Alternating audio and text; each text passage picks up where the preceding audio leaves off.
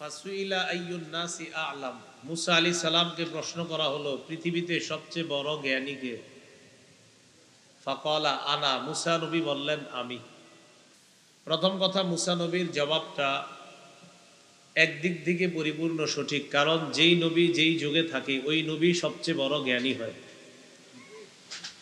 কিন্তু মুসা নবী যে বলছেন আমি সবচেয়ে বড় জ্ঞানী, আল্লাহ এই শব্দটা এইভাবে শ্রবণ করাটা পছন্দ করেননি। তাই মুসা নবীর আল্লাহ একটু শাসন করলেন। আওহাল্লাহু ইলাই, আল্লাহ মুসা নবীর প্রতি ওহী প্রেরণ করলেন। বালা আব্দুনা খাজির, মুসা আমার একজন বান্দা আছে নাম খাজির। এটা এক বর্ণনা, এটা বুখারীর বর্ণনা।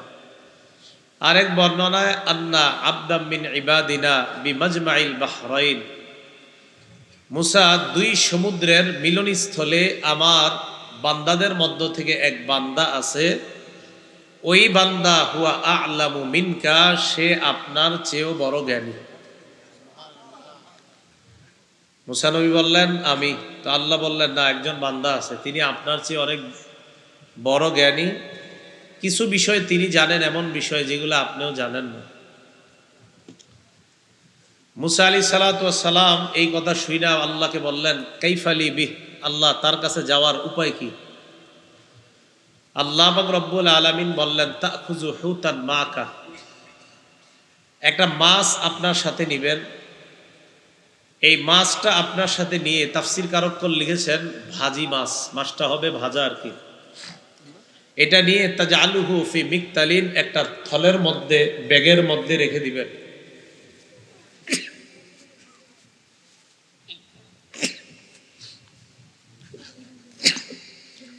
তো মাছ নিয়ে রওনা করলেন আর বললেন ইদা ফাকাত্তাহু, মাছটা যেই জায়গায় গিয়ে হারিয়ে ফেলবেন, ফাসাম্মা, সেখানেই ওই আমার বান্দা খজিরকে পেয়ে যাবেন। এই মাছ নিয়ে যাবেন, যাওয়ার পর মাছটা যেখানে হারিয়ে ফেলবেন সেখানে আমার বান্দা খজিরকে আপনি পাবেন। তো মুসা আলাইহিস সালাতু ওয়াস সালাম তার খাদেম ইউশা ইবনে নুনকে নিয়ে রওনা করলেন। খাদেম ইউশা ইয়াখদিমুহু, তিনি মুসা নবীর খেদমত করতেন।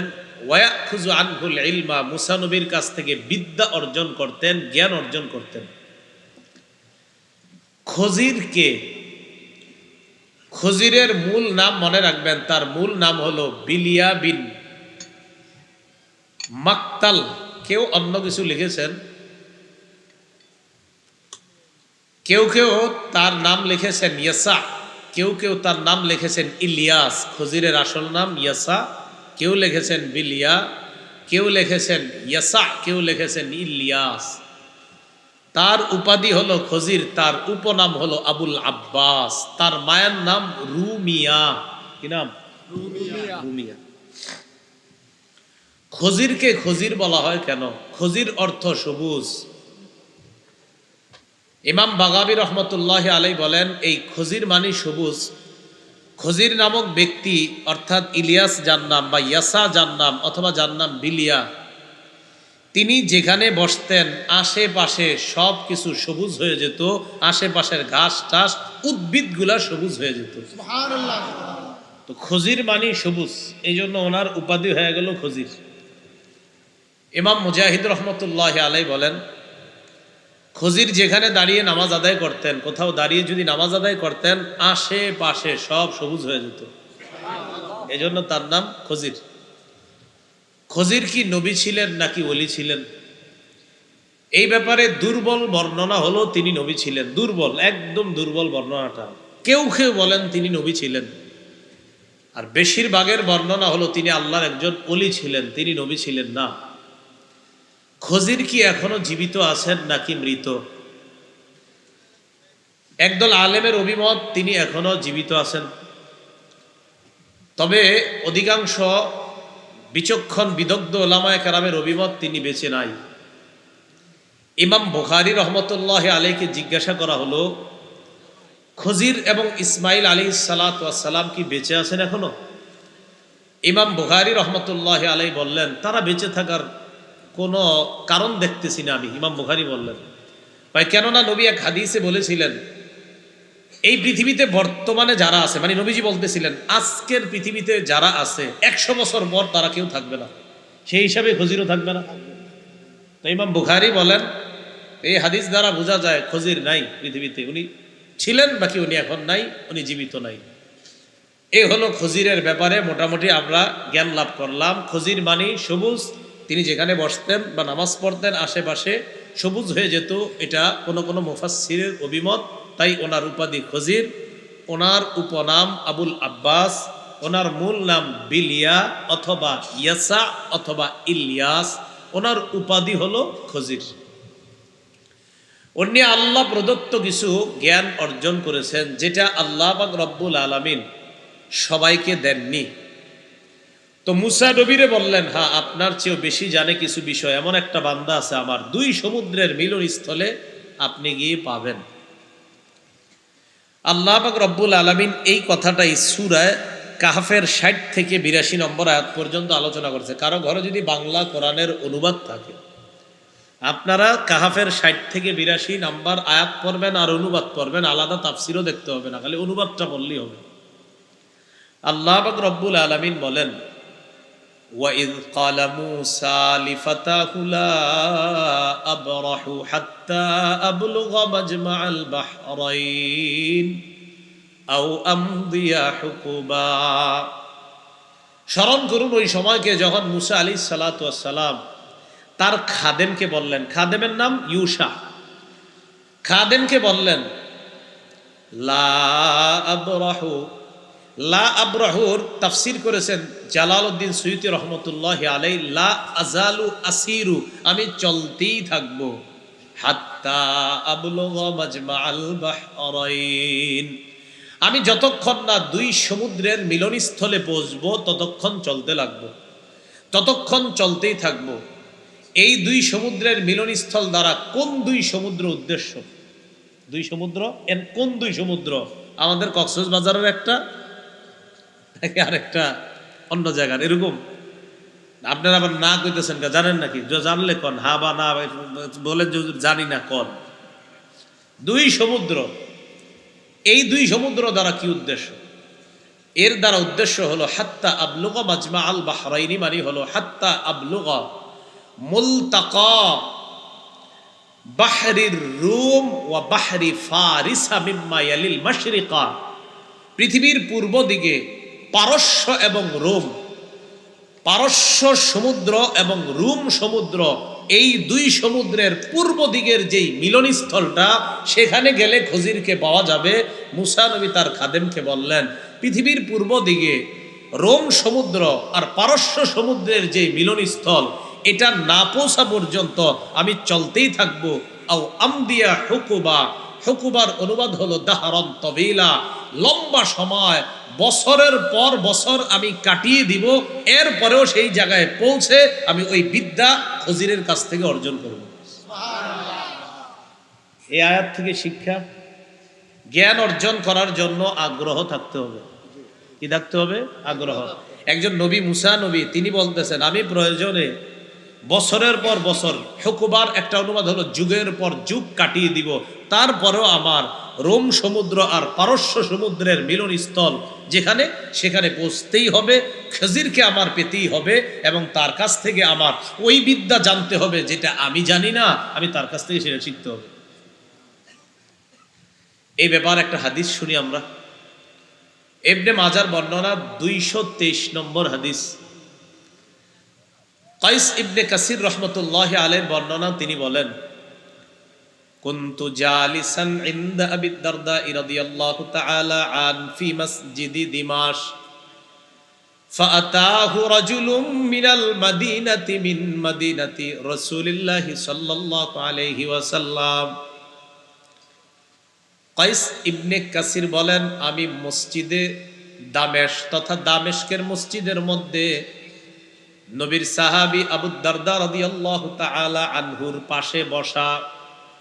দামেশকের মসজিদ, ওই মসজিদে নবীর সাহাবী আবু দারদা রাদিয়াল্লাহু তাআলা আনহুর কাছে বসা। ইতিমধ্যে এক ব্যক্তি আসছে মদিনা থেকে। কোত্থেকে? মদিনা। মিন মাদিনাতি রাসূলিল্লাহি সাল্লাল্লাহু আলাইহি ওয়াসাল্লাম, কয় শোনো, আল্লাহ রসুলের যে শহর মদিনা হিসাবে সারা পৃথিবীতে বিখ্যাত, ওই মদিনা থেকে এক ব্যক্তি আসছে দামেস্কের মসজিদে আবু দারদা রাদিয়াল্লাহু তাআলা আনহুর কাছে। কেন আসছে? আবু দারদা তাকে প্রশ্ন করলেন, কি ব্যাপার, তুমি এখানে আসছো কেন? তিনি জবাব দিলেন, হাদিসুন বালাগানি আন্নাকা তুহাদ্দিসুহু আর রাসূলিল্লাহি সাল্লাল্লাহু আলাইহি ওয়াসাল্লাম। একটা হাদিস যাচাই করার জন্য শুধু আপনার কাছে আসছে। আমার কাছে একটা হাদিস পৌঁছেছে। এই হাদিসটা আমার কাছে পৌঁছার পর আমি জানতে পারলাম হাদিসের বর্ণনাকারী নাকি আপনি। কে? আবু দারদা, ওই যার কাছে আসছে। আমি আবার বলছি, আবু দারদার কাছে মদিনা থেকে এক ব্যক্তি আসছে। আবু দারদা বললেন, তুমি কেন আসছো? ওই ব্যক্তি জবাব দিলেন, আমি জানতে পারলাম আমার কাছে একটা হাদিস পৌঁছেছে, এই হাদিসটা নাকি আপনি নবীর থেকে বর্ণনা করেছেন। আমি শুধু এতটুকু নিশ্চিত হতে আসছি যে আসলে নবীজি এই হাদিসটা বলছে কিনা, শুধু এটুক জানবো যে আপনি সত্যিকার অর্থে এই হাদিসটা নবীর কাছ থেকে শুনছেন কিনা, আর আপনি এই হাদিসের বর্ণনাকারী কিনা। তাহলে কয়টা বিষয় জানতে আসছে? কতটুকু জানেন? আসছে এই একটা বিষয় জানতে 1200 কিলোমিটারের উপরে। কয়শো কিলোমিটার? আজকে এই গুগলে সার্চ দিবেন মদিনা থেকে দামেস্কের দূরত্ব কত, দেখবেন প্রায় 1267 উপরে উঠবে। একটা হাদিস শুধু এটা নবী বলছে কিনা এতটুকু যাচাই করতে বাস 1000 কিলোমিটারের উপরে পথ পাড়ি দিয়ে আইসা গেছে। একটা হাদিস শুধু যাচাই করবে যে এটা আপনি বলছেন কিনা, বাস একটু বললেই হবে। তা আবু দারদা সাহাবী, উনি অবাক হয়ে গেলেন, কয় তুমি আসলে এই কাজে আসছো? হ্যাঁ, শুধু এই কাজে আসছি। আমা কাদিমতা লিতিজারা, তুমি কোনো ব্যবসার জন্য আসনি? কয় না। ওয়ালা জা আবিকা গৈরুহু, এই হাদিস ছাড়া অন্য কোনো কাজে আসো নাই? কয় বিশ্বাস করেন অন্য কোনো কাজে আসিনি, শুধু একটু যাচাই করতে এই হাদিস আপনি বলছেন কিনা বলেন। তো আবু দারদা রাদিয়াল্লাহু তাআলা আনহু স্বীকার করলেন, হ্যাঁ এই হাদিস রাসূলের থেকে আমি বলেছি। হাদিসটা কি?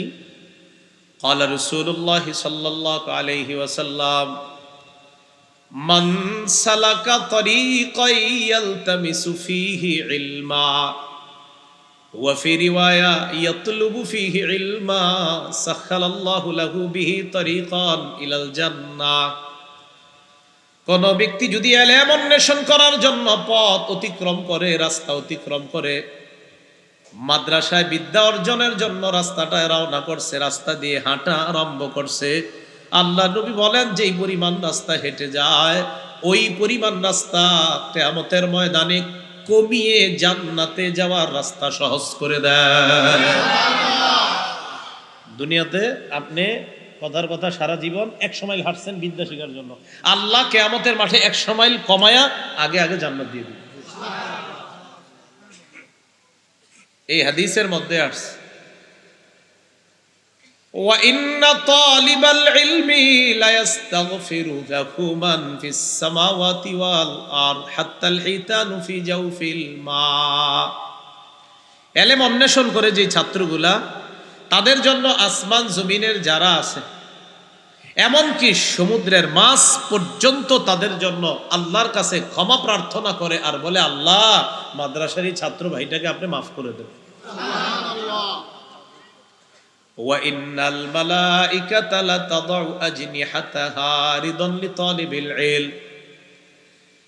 রাসূলুল্লাহ সাল্লাল্লাহু আলাইহি সাল্লাম বলেন, মাদ্রাসার ছাত্রগুলো যখন রাস্তা দিয়ে হাঁটে, ফেরেশতাগণ, নবীজি ফেরেশতা বলে নাই, বলছেন ফেরেশতাগণ তাদের ডানাগুলো বিছিয়ে দেয় ছাত্রের প্রতি সন্তুষ্ট হয়ে, তাদের ডানা বিছিয়ে দেয়, জি ছাত্র ভাই আমার ডানার উপর দিয়ে আপনি হেঁটে যান।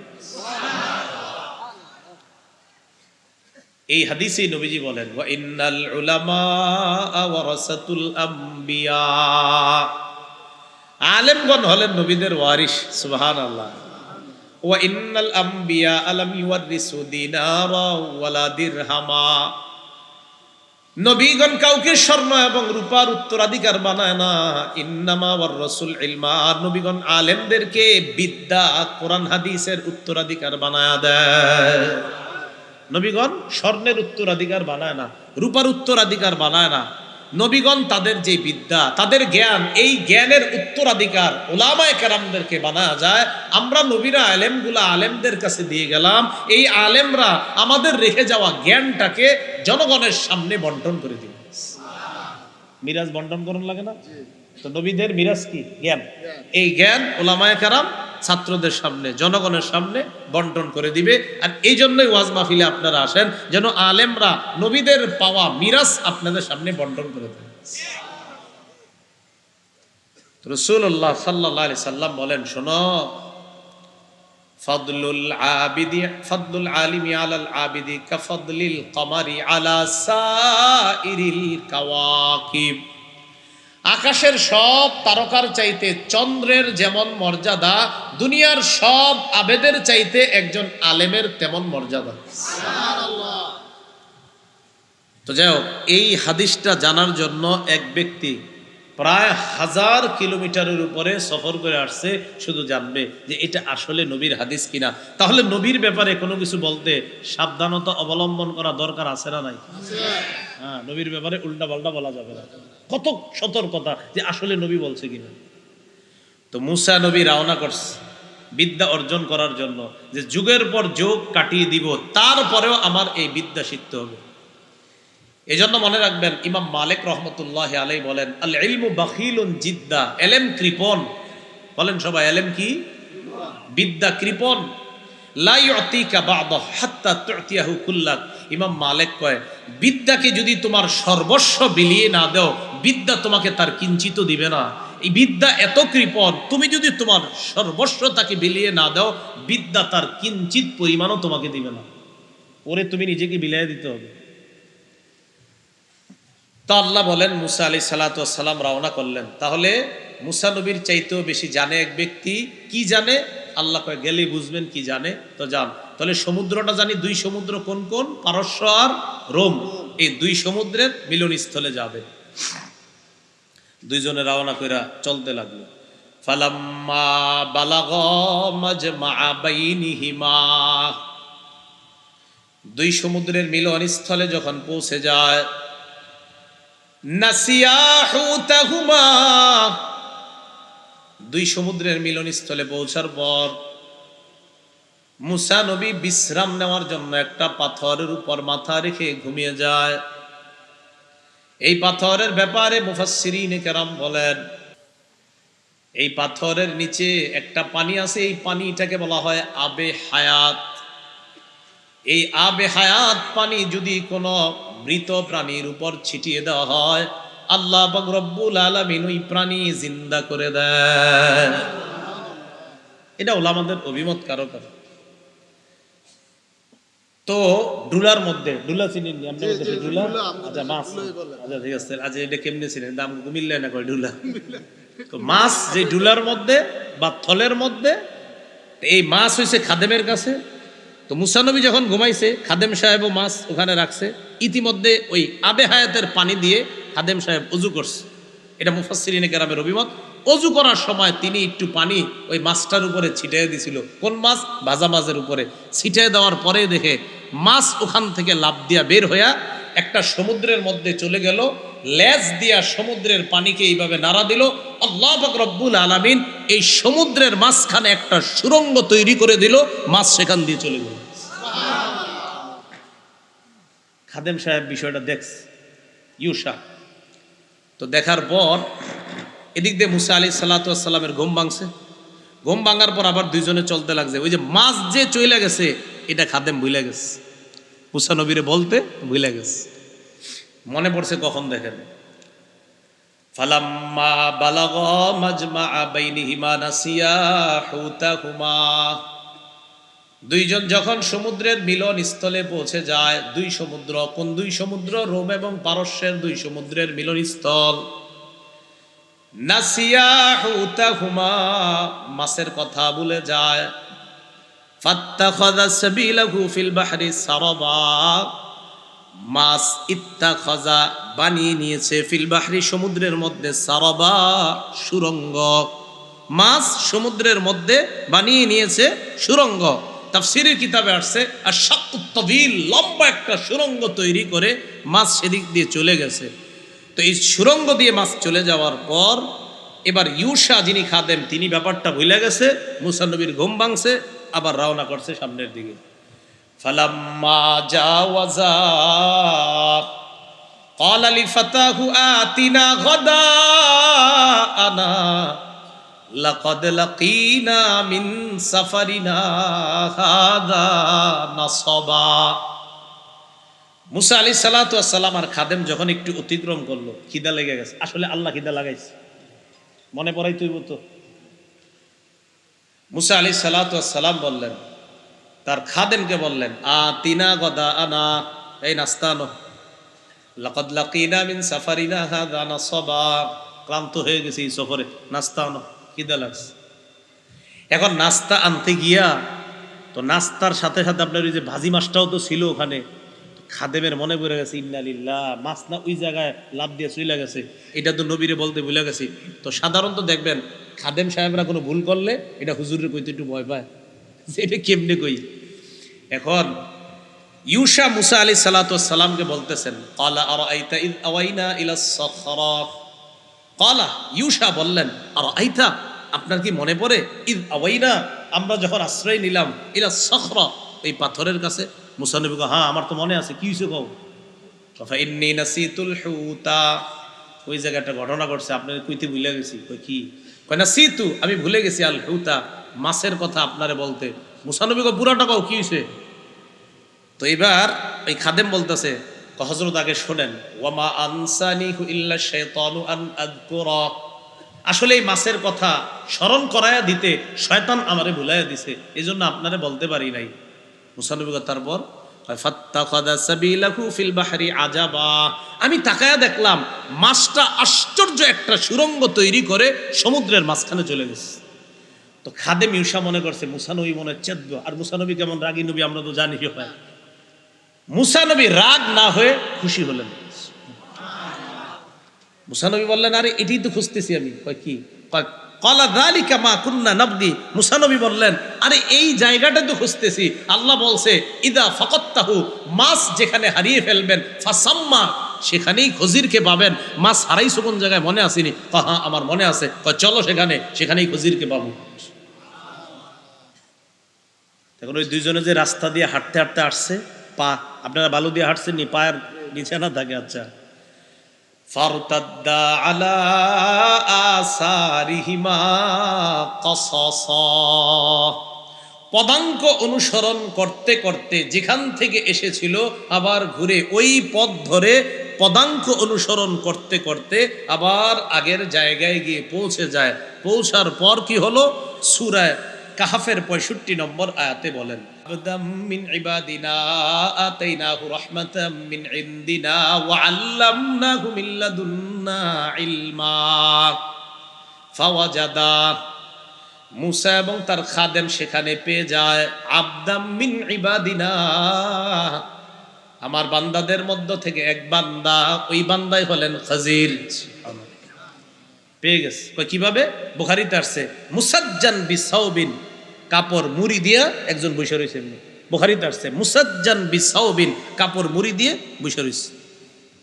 মুসা আলাইহিস সালাতু ওয়াস সালাম বললেন, বুখারীতে আসছে, সালাম দিলেন, আসসালামু আলাইকুম। খজির কাপড়ের ভিতর থেকে বলতেছে, কে এখানে সালামের আওয়াজ? মুসা নবী বললেন, আমি মুসা। কোন মুসা? বনি ইসরাইলের মুসা। জি আমি বনি ইসরাইলের মুসা। তো এই কথা বলার পর আপনি এখানে কেন? মুসা নবী কয়, আমি তো আপনার কাছে একটা কাজে আসছি। কি কাজ? আল্লাহ আপনার কি বিদ্যা দিছে, যে বিদ্যা নাকি আমার জানা নাই, এটা শিখতে আসছি আপনার কাছে। খজির বললেন, হ্যাঁ আমাকে আল্লাহ একটা বিদ্যা দিছে যেটা আপনাকে দেয়নি, আর আপনাকে যে বিদ্যা আল্লাহ দিছে সেটা আমাকে দেয়নি। ইতিমধ্যে কি হয়েছে আপনার? ওয়াকা উসফুরুন আলা হারফিস সাফিনা, ইতিমধ্যে আপনার একটা চড়ুই পাখি আসছে। চড়ুই পাখি আইসা এটা একটা জাহাজের একটা নৌকার কিনারায় বসছে। বসার পর ফানাকারা নাকরাতান আও নাকরাতাইনি, সমুদ্রের মধ্যে ওই চড়ুই পাখিটা একটা ঠোকর অথবা দুই ঠোকর এইভাবে মুখ দিয়া পানি উঠেছে। একটা ছোট্ট চড়ুই পাখি সমুদ্রে একটা অথবা দুইটা ঠোকর দিছে, এইভাবে দেওয়ার পর পানি উঠেছে। কেন আপনারা বলেন তো, একটা সমুদ্রের মধ্যে চড়ুই পাখি যদি এক ঠোকর বা দুই ঠোকর দেয় অনেকগুলা পানি মুখে আসে? হ্যাঁ, খজির বললেন, মুসা, এই চড়ুই পাখির ঠোঁটে পানিটা দেখছেন? মা নাকসা ইলমি ওয়া ইলমুকা মিন ইলমিল্লাহি ইল্লা ফি হাদিহি নাকরা ফি নাকরাতি হাদাল উসফুরি ফিল বাহর। এই যে চড়ুই পাখি সমুদ্রের মধ্যে মুখ দিয়ে সামান্য একটু পানি তার মুখের ঠোঁটের আগায় আসছে, সমুদ্রের তুলনায় যেমন সামান্য একটু চড়ুই পাখির মুখে, এই চড়ুই পাখির মুখের পানি বরাবর বিদ্যা হলো আমার আপনার বিদ্যা, সারা দুনিয়ার বিদ্যা হলো এই সামান্য ফোঁটা, আর পুরা সমুদ্রের বিদ্যাটা রবের কাছে। সমুদ্র পরিমাণ বিদ্যা যদি রবের কাছে থাকে, আর আমগরে সামান্য একটু দেওয়ার পরে এতে আমরা আল্লামা লেখি 14 বার, হ্যাঁ, তো পোস্টারে যদি 3-4 বার না লেখেন তো সুন্দর হয় না। আমার নামে শুরুতে লিখেন না, আল্লাহ জানে, দেই নাই, মাহফিলও কাটা যাইতে পারে, এটা ভুলেও লিখবেন না। হ্যাঁ,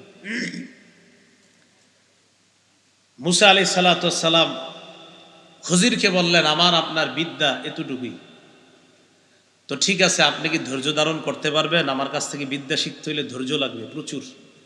তাহলে আমরা এতক্ষণের আলোচনা থেকে দুইটা বিষয় শিখছি। এক, বিদ্যার জন্য সফর করতে হবে, আরেকজনের কাছে যাইতে হবে। 2, আগ্রহ থাকতে হবে প্রচন্ড। এতটুকু শিখলাম। এবার 3 নাম্বার একটা বিষয় আমরা শিখব।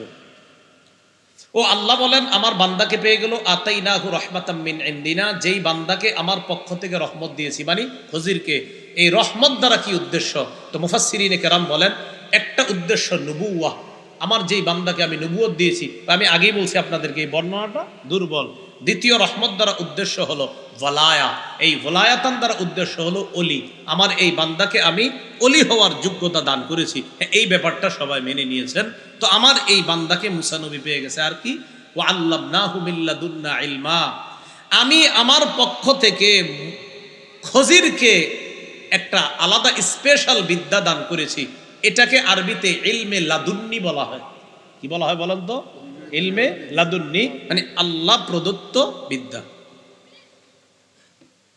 এই কথা বলার পর এবার 66 নম্বর আয়াতে মুসা আলাইহিস সালাতু ওয়াস সালামের বক্তব্য আল্লাহ বলতেছেন, ক্বালা লাহু মুসা হাল আত্তাবিউকা আলা আন তুআল্লিমানি মিম্মা উল্লিমতা রুশদা। মুসা নবী বললেন, আমি কি আপনাকে অনুসরণ করতে পারি ওই বিদ্যা শিক্ষা করার ক্ষেত্রে যেই বিদ্যা আল্লাহর পক্ষ থেকে আপনাকে শেখানো হয়েছে? এই বিদ্যা শিখার জন্য আমি কি আপনার অনুসরণ করতে পারি? এটা মুসা নবী খজিরকে বললেন। তাহলে আমরা 3 নাম্বার একটা শিক্ষা এখান থেকে পেয়ে গেলাম, বিদ্যা অর্জন করার জন্য উস্তাদের আনুগত্য করা লাগবে। বিদ্যা অর্জন করার জন্য উস্তাদের আনুগত্য করা লাগবে। এই কথা শোনার পর খজির জবাব দিলেন, ক্বালা ইন্নাকা লান তাসতাতিআ মাইয়া সাবরা, নিশ্চয়ই আপনি কিছুতেই আমার সাথে ধৈর্য ধারণ করতে পারবেন না। চতুর্থ শিক্ষা, এলেম শিখার জন্য ধৈর্য লাগে। তাহলে আগ্রহ, সফর, উস্তাদের অনুসরণ, ধৈর্য। এখন আপনারাও ধৈর্য ধরে বসে আছেন যে হুজুর কোন বিদ্যা একটু পরে আমরা শিখবো, হ্যাঁ একটু পরে আসবে, এমন কিছু বিদ্যার কথা আসবে, প্রথম শুনলে আপনাদের মাথার মধ্যে মনে হবে এটা কি কোনো কথা, পরে দেখবেন না আসলে এটাই ঠিক। শুনতে থাকেন। এবার খজির বললেন, ওয়া কাইফা তাসবিরু আলা মা লাম তুহিত বিহি খুবরা, এমন বিদ্যা শিক্ষা করার ব্যাপারে আপনি কিভাবে ধৈর্য ধারণ করবেন যেই বিষয়ে আপনাকে জ্ঞান দেওয়া হয় নাই? মাইক কমায় দেন, হয়তো ইকু চলতেছে, ইকু কমায় দেন। ইকু একদম টোটাল দিবেন না, আর ইকু না হইলে মাইক যদি বাড়া থাকে মাইক কমায় দেন। মসজিদের দেয়ালের সাথে মনে হয় মাইকের আওয়াজ গিয়ে বাড়ি খাচ্ছে। হ্যাঁ, এই কথা বলার পর মুসা নবী বললেন, ক্বালা সাতাজিদুনি ইনশাআল্লাহু সাবিরাও ওয়া লা আ'সি লাকা আমরা, ইনশাআল্লাহ, আল্লাহ চাহেন তো আপনি আমাকে ধৈর্যশীলদের অন্তর্ভুক্ত পাবেন। আমি আপনার কোনো বিষয়ের অবাধ্য হব না, আমি আপনার অনুসরণ করার ক্ষেত্রে কোনো বিষয়ে অবাধ্যতা করব না, আপনি আমাকে ধৈর্যশীল পাবেন। সূরা কাহফের 70 নম্বর আয়াতে এবার খজিরের বক্তব্য আল্লাহ উপস্থাপন করেন, ক্বালা ফাইনিত্তাবাতানি ফালা তাসআলনি আন শাইইন হাত্তা উহদিসা লাকা মিনহু যিকরা। খজির বললেন, আপনি যদি আমার অনুসরণ করেন তাহলে আমি আপনাকে কোনো বিষয়ের ব্যাখ্যা ব্যাখ্যা না বলা পর্যন্ত কোনো প্রশ্ন করবেন না। আবার প্রথম থেকে শোনেন, মুসা নবী বললেন, আমি কি আপনার অনুসরণ করতে পারি এমন বিদ্যা অর্জন করার ক্ষেত্রে যেই বিদ্যা আল্লাহর পক্ষ থেকে আপনাকে দেওয়া হয়েছে? খজির জবাব দিলেন, আপনি ধৈর্য ধরতে পারবেন না। মুসা নবী বললেন, ইনশাল্লাহ আমাকে ধৈর্যশীল পাবেন। খজির বললেন, তাহলে ঠিক আছে, যদি আমার অনুসরণ করেন আমি কোনো বিষয়ের ব্যাখ্যা না দেওয়া পর্যন্ত শুধু দেখতে থাকবেন, কোনো প্রশ্ন করবেন না। এখন আপনারাও শুনবেন, শুনে আপনারাও খালি ধৈর্য ধরে, মানে একটু ধৈর্য ধরবেন, জিগাইন না হুজুর এটার জবাব কি, জবাব আল্লাহ দিয়ে দিবে, খালি শুনবেন, দেখেন কি কয়। তো মুসা নবী বললেন, কোনো সমস্যা নাই, আপনি যা যা বলবেন সব মাইনে আনিছি, এবার চলেন বিদ্যা শিখবো। বিদ্যা শিখা শুরু। তাহলে আপনারা 3টা বিষয় মুখস্থ করবেন, আপনাদেরকে কিন্তু আমি জিজ্ঞাসা করব, আপনারা জবাব দিতে হবে। প্রথম বিদ্যা, সূরা কাহফের 71 নম্বর আয়াত থেকে আল্লাহ এবার বিদ্যা শিখানো শুরু করতেছেন। ফানতালাকা, মুসা এবং খজির চলতে লাগলেন। আলা সাহিলিল বাহরি, সমুদ্রের কিনারা দিয়ে দুইজন চলতে লাগলেন। হাত্তা ইযা রাকিবা ফিস সাফিনাতি খারাকাহা, দুইজন চলতে চলতে এক পর্যায়ে নদী পাড়ি দেওয়ার জন্য নৌকায় উঠলেন, অথবা কোনো কারণে নৌকার মধ্যে চড়লেন। নৌকায় চড়ার জন্য খজিরের কাছেও ভাড়া নাই, মুসা নবীর কাছেও ভাড়া নাই। খজিরকে মাঝি চিনে ফেললেন, চিনার পর ভাড়া ছাড়াই মুসা নবী আর খজিরকে নৌকায় উঠায় নেয়।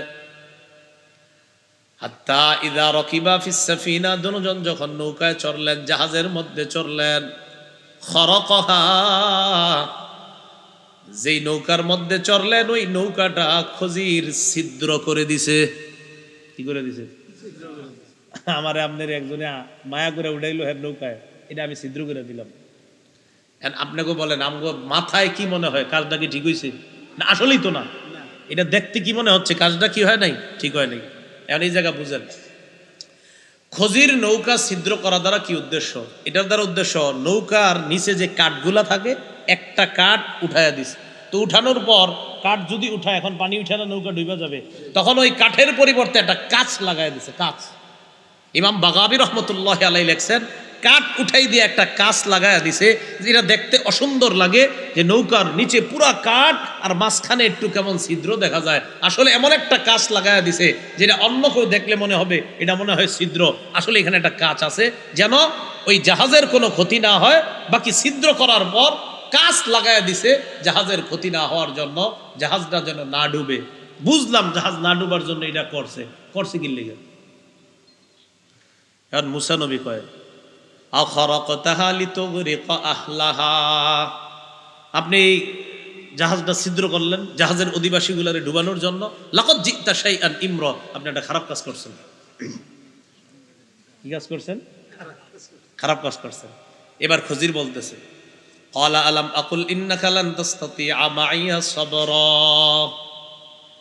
আমি না বলছি আপনি ধৈর্য ধরতে পারবেন না? আমি তো আগেই বলছি।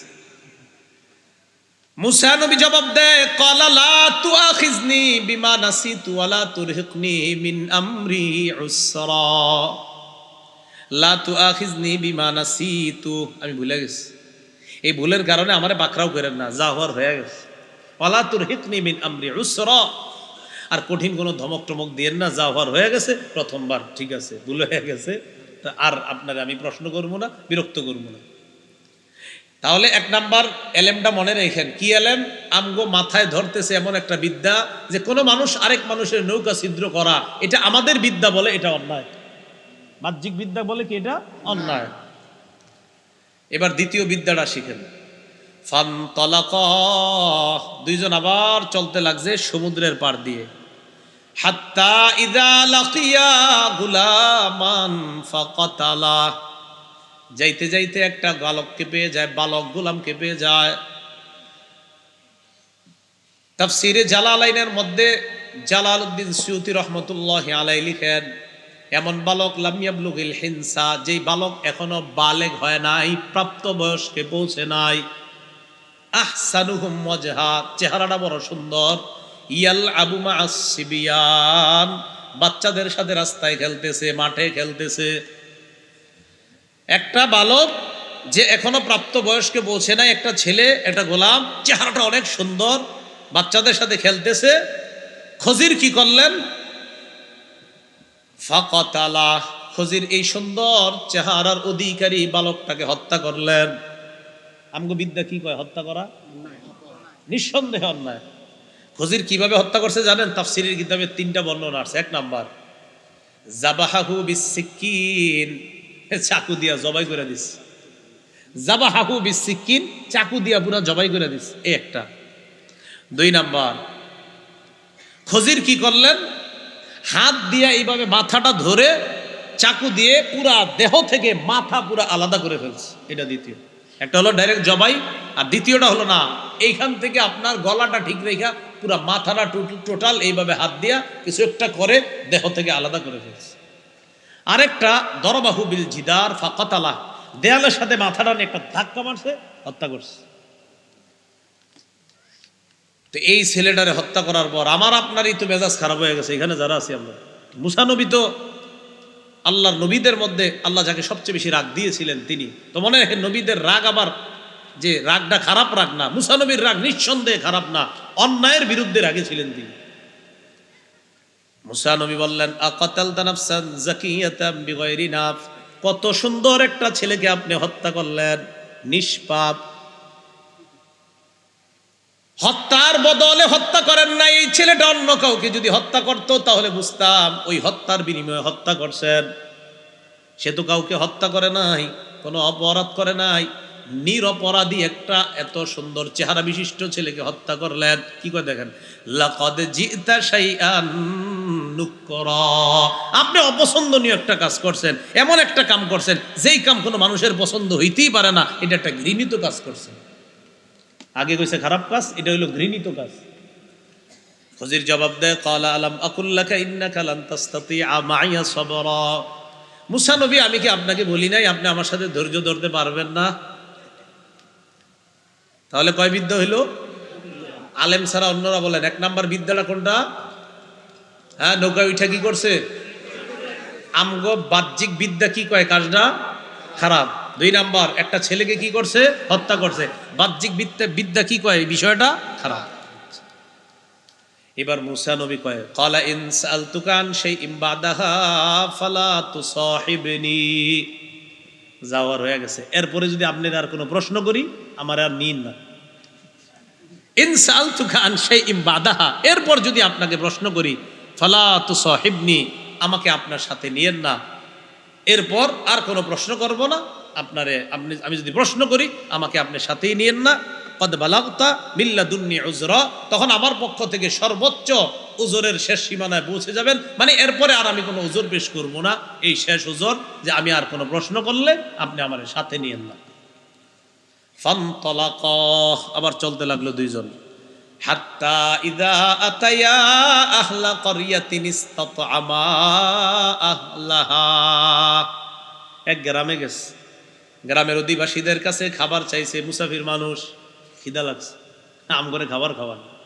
ফাআবাউ আইয়ুদাইফুহুমা, গ্রামের অধিবাসীরা সবাই অস্বীকার জানায় দিছে, না না খাওয়ামু না।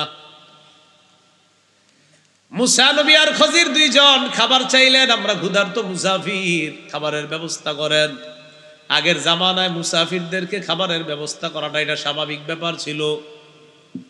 তারা দুইজন বললেন খাবারের ব্যবস্থা করেন। ফাআবাউ আইয়ুদাইফুহুমা, গ্রামের সবাই তাদের দুইজনকে মেহমানদারি করতে অস্বীকৃতি জানায়, না খাওয়ামু না। তাহলে এই এলাকার মানুষের জন্য কিছু করতে মন চাইব যারা খাওয়ায় না? তো ঠিক আছে, খানা টানা খাওয়ায় না। ফাওয়াজাদা ফিহা জিদারা, ওই গ্রামের মধ্যে একটা দেয়াল পেয়ে গেছে। কোন গ্রাম? যেই গ্রামের মানুষগুলা তাদেরকে মেহমানদারি করেননি, ওই গ্রামের মধ্যে একটা দেয়াল পাইল। ইউরিদু আইয়ান কদ্দা, যেই দেয়ালটা আপনার এইভাবে থাকার কথা এটা এইভাবে না থাকা এইভাবে হয়ে গেছে, মানে পরে যাবে উপক্রম, যেই কোনো সময় পরে যেতে পারে, একটা অ্যাক্সিডেন্ট ঘটতে পারে। খজির কি করলেন? ফাআকামা, সুন্দরভাবে দেয়ালটা আবার আগের জায়গায় সুন্দরভাবে স্থাপন করে দিলেন, লাগায়া দিলেন। কোন এলাকাবাসীর দেয়াল বলেন তো? যে এলাকাবাসী মেহমানদারি করেন। মুসা নবী কয়, দেয়াল লাগাই দিচ্ছেন, কাজ করছেন, ভালো কাজ, কাজের তো পারিশ্রমিক চাইতে পারেন, এই পারিশ্রমিক দিয়ে আমরা দুজন খামু। তো মুসা নবী বললেন আপনি চাইলে লাত্তাখাস্তা গ্রহণ করতে পারতেন, আলাইহি এই কাজের বিনিময়ে আজরা পারিশ্রমিক নিতে পারতেন। খজির বললেন হাদা ফিরাকু বাইনি ওয়া বাইনিক, এটা আমার মাঝে আর আপনার মাঝে পার্থক্য, আমার জ্ঞান আর আপনার জ্ঞানের মাঝে এটাই পার্থক্য, আর সামনে চলা যাবে না। যতটুকু জ্ঞান আপনাকে আমি এই পর্যন্ত 3টা বিষয় দেখাইছি, আর কিছু দেখানো যাবে না, এটা আমার মাঝে আর আপনার মাঝে পার্থক্য। আমাদের নবীজি এই জায়গায় এসে কি কয় জানেন? নবীজি কয় মুসা নবী যদি আরো কিছুক্ষণ চলতে পারতো খজিরের সাথে, আমরা না জানি আরো কত কিছু জানতাম। সুবহানাল্লাহ। আমাদের নবীজি এই জায়গায় বলতেছে যে মুসা নবী যদি আরো কিছুক্ষণ চলতেন তো না জানি আল্লাহ আমাদেরকে আরো কত কিছু জানায় দিতেন। তো 1 নাম্বার জাহাজ ফুটা, 2 নাম্বার বাচ্চা হত্যা, 3 নাম্বার খানা ডানা খাওয়ায় নাই, ওই এলাকার দেয়াল ঠিক করে দিছে, যে এলাকার মানুষ এরকম খারাপ আচরণ করছে আর হেদের দেয়াল ঠিক করে দিছে। খজির বললেন এই যে 3টা ঘটনা ঘটছে আমার সাথে আপনি ছিলেন, তো যাই হোক এগুলো আপনার বিদ্যায় ধরে নাই, কারণ আপনার কাছে আছে শরীয়তের বিদ্যা, আর আমার যেই বিদ্যাটা এটা হলো আল্লাহ প্রদত্ত আরেকটা বিদ্যা। আপনার বিদ্যাটা হলো এই পৃথিবীতে মানুষকে পরিচালনা করার জন্য বিদ্যা। তো আমার আর আপনার বিদ্যার মাঝে পার্থক্য। সাউনাব্বিউকা, অবশ্যই আমি আপনাকে ব্যাখ্যা করব, বিতাউইলি, আমি অবশ্যই আপনাকে ওই বিষয়ের ব্যাখ্যা অবহিত করব, জানিয়ে দিব, মা লাম তাস্তাতি আলাইহি সবরা, যেই বিদ্যার ব্যাপারে আপনি ধৈর্য ধরতে পারেননি তখন এই বিদ্যার ব্যাখ্যাগুলা আমি আপনাকে দিয়ে দিব। 1 নাম্বার বিদ্যা ছিল জাহাজ ফুটা করলাম, আপনি বাহ্যিক দৃষ্টিতে দেখলেন আমি তাদের জাহাজটা ফুটা করলাম, কিন্তু আমি ফুটা করার কারণে আমি তাদের একটা উপকার করে দিছি। কি? আম্মাস সাফিনাতু ফাকানাত লিমাসাকিনা ইয়ামালুনা ফিল বাহ ফাআরাদতু আন আইবাহা ওয়া কানা ওয়ারাআহুম মালিকুন ইয়াখুযু কুল্লা সাফিনাতিন গাসবা। জাহাজটা ছিল একদল অসহায় মানুষের।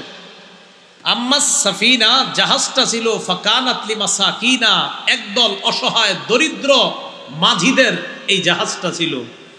ফাআরাদতু আন আইবাহা, আমি জাহাজটা ত্রুটিযুক্ত করতে চাইলাম। কেন? ওয়া কানা ওয়ারাআহুম মালিকুন ইয়াখুযু কুল্লা সাফিনাতিন গাসবা, পিছনে একজন জালেম বাদশা ছিল। এই জালেম বাদশা ডাকাতদেরকে সমুদ্রের মধ্যে পাঠায়, সমুদ্রের মধ্যে জলদস্যুরা সমুদ্র ঘুরতে ঘুরতে জাহাজ ছিনতাই করে। যেই জাহাজগুলা দেখতে সুন্দর ওই জাহাজগুলা ছিনতাই করে নিয়ে যায়, যেই নৌকাগুলার মধ্যে কোনো ত্রুটি থাকে না ওই নৌকাগুলা ছিনতাই করে নিয়ে যায়। আমি খজির আল্লাহর পক্ষ থেকে যখন জানতে পারলাম জালেম বাদশা এই গরিব মানুষের জাহাজটাও ছিনতাই করবে, আমি বুদ্ধি করে একটা ছিদ্র করলাম। ছিদ্র করার পর ওই জালেম বাদশার ডাকাত দলের সদস্যরা যখন এই জাহাজটা দেখবে, দেখার পর দেখবে নিচে বড় একটা কাঠ নাই, এই কাঠ না থাকার কারণে পানি উইঠা জাহাজ যে কোনো সময় ডুবে যাবে। এই যখন ছিদ্রটা দেখবে, দেখার পর জলদস্যুরা আর এই ত্রুটিযুক্ত জাহাজটা নিবে না। মুসা আপনি দেখলেন জাহাজ ছিদ্র করার কারণে এই জাহাজটা ডুবে যাবে, মানুষগুলা ডুবে যাবে। আপনার চোখে এই বিষয়টা দেখতে খারাপ মনে হয়েছে, কিন্তু আমি জাহাজ ছিদ্র করার কারণে এই জাহাজ যখন ডাকাত দলের মানুষগুলা নিবে না, ওই গরিব মাঝিগুলা তাদের জাহাজটা আবার ঠিক করে ফেলবে। এরপর আবার জাহাজের মাধ্যমে তারা হালাল রিজিক উপার্জন করবে। আপনি দেখলেন জাহাজ ছিদ্র, আমিও দেখছি ছিদ্র। বাদশার জলদস্যুরা ঈশা যখন দেখবে ছিদ্র, না না না না এটা নিব না, এটা ত্রুটি, এটা খারাপ, এইটা যে কোনো সময় নষ্ট হয়ে যাবে। এরা চলে যাওয়ার পর এই গরিব মানুষগুলা তাদের ওই কাঠটা আবার জায়গা মতো লাগায় দিলে জাহাজ আবার চলবে, নৌকা চলবে, তারা হালাল উপার্জন করবে। আপনার চোখে মনে হয়েছে বিষয়টা খারাপ, কিন্তু আমি আল্লাহর পক্ষ থেকে জানছিলাম কিছুক্ষণের জন্য জাহাজটা ত্রুটি থাকলে জলদস্যুরা আর এটা চিন্তাই করবে না। পরে ওই মানুষগুলা তাদের জাহাজ ঠিক করবে।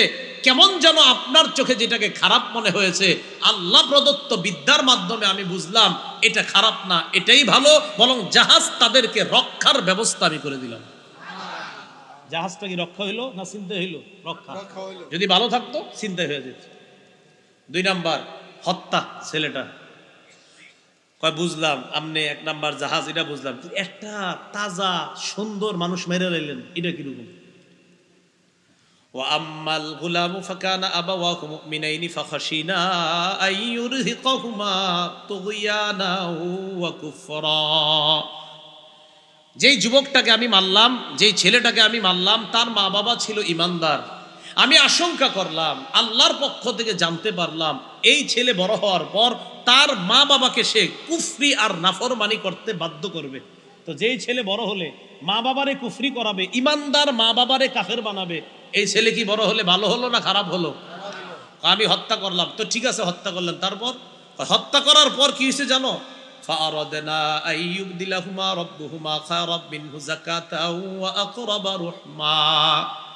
আমি ইচ্ছা করলাম তাদের রব এই দম্পতিকে, ইমানদার স্বামী আর স্ত্রীকে, এই ছেলেটা যারে হত্যা করলাম তার পরিবর্তে পবিত্র একটা সন্তান দিবে এবং মা বাবার প্রতি অধিক দয়া পরবশ হবে, এমন একটা সন্তান আল্লাহ তাদেরকে দিবে। তাফসীরের কিতাবে আসছে আল্লাহ এই ছেলের পরিবর্তে তাদেরকে একটা কন্যা দিয়েছিলেন। এই কন্যার বংশে আল্লাহ 9 জন, আরেক বর্ণনায় 11 জন নবী আল্লাহ বানাইছে। লস হইছে না লাভ হইছে? 3 নাম্বার, আচ্ছা 3 নাম্বার শেষ। ওয়া আম্মাল জিদার ফাকানা লিগুলামাইনি ইয়াতীমাইনি ফিল মাদিনা। আর ওই যে দেয়ালটা, এটা শহরে 2 জন এতিম গোলামের ছিল। ওয়া কানা তাহতাহু কানজুল লাহুমা, এই দেয়ালের নিচে তাদের খাজানা ছিল, ধনভাণ্ডার ছিল। তো আমি যখন দেখলাম এই দেয়াল পড়ে যায়, আল্লাহর পক্ষ থেকে জানলাম যে এই দেয়ালটা পড়ে গেলে জনগণ তাদের খাজানাগুলা নিয়ে যাবে, তুমি দেয়ালটা ঠিক করে দাও। আমি দেয়াল ঠিক করে দিলাম। আশা করি যখন এই ছেলে 2টা বড় হবে, আল্লাহ পাক রব্বুল আলামিন তাদেরকে এই দেয়ালের নিচে তাদের খাজানার ব্যাপারে অবহিত করবে, আর তারা তাদের এই ধন সম্পদটা সেখান থেকে বের করে আনতে পারবে। তাহলে এখানেও আরেকটা ভালো কাজ করছে। তো যে বিষয়টা বুঝালাম আমরা এই আয়াতগুলা থেকে, কয়েকটা বিষয় বুঝলাম। আগ্রহ, সফর, অনুসরণ, ধৈর্য, এই সবের মাধ্যমে বিদ্যা অর্জন করতে হবে। আর বিদ্যা অর্জন করতে গিয়ে অনেক সময় আমার মনে হবে এই বিষয়টা আমার মনোভূত হচ্ছে না, না, আপনি ধৈর্য ধরতে হবে। একটু পরে দেখবেন আসলে এই বিষয়টা আপনার মনোভূত হয়ে যাচ্ছে। প্রথমে আপনার মনে হবে না, এটা তো ঠিক হচ্ছে না, তো আস্তে আস্তে যখন আপনি পরিপূর্ণ বিদ্যা অর্জন করবেন, তখন আপনার কাছে যেটা ঠিক মনে হয় না সেটাকেও ঠিক মনে হবে ইনশাআল্লাহ। আল্লাহ পাক রব্বুল আলামিন আমাদের সকলকে যে কথাগুলা শুনলাম, বললাম, আমরা যে আলোচনা শুনলাম, আল্লাহ যাদের সামনে আমি বসছি, যারা আমার সামনে বসছে, তাদের সাথে আবার জান্নাতে দেখা করায় দিয়েন। আল্লাহুম্মা সাল্লি ওয়া সাল্লিম ওয়া বারিক আলা মুহাম্মদ। সুবহানা রাব্বিকা রাব্বিল ইজ্জাতি আম্মা ইয়াসিফুন ওয়া সালামুন আলাল মুরসালিন। আলহামদুলিল্লাহি রাব্বিল আলামিন।